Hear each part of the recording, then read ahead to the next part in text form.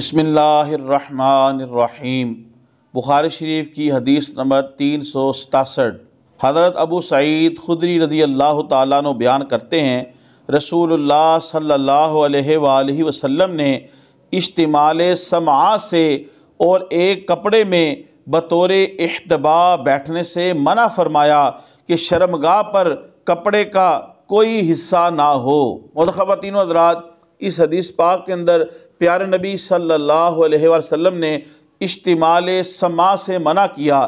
اشتمال سماع یہ ہے کہ انسان چادر باندھے اور اس چادر کو آگے یا پیچھے سے اٹھا کے اپنے کندھے پہ رکھ لے، جس سے اس کی آگے سے یا پیچھے سے شرمگاہ کھل جائے، جو کہ منع ہے۔ اسی طرح پیارے نبی صلی اللہ علیہ وسلم نے ایک کپڑے میں بطور احتباء بیٹھنے سے منع فرمایا، یعنی انسان نے صرف ایک ہی کپڑا چادر اوڑھی ہو اپنی شرمگاہ کے اوپر اور اس طرح بیٹھے کہ اس کی سرین اور اس کی مقعد جو ہے وہ زمین کے اوپر ہو، اپنے دونوں گھٹنوں کو کھڑا کر لے۔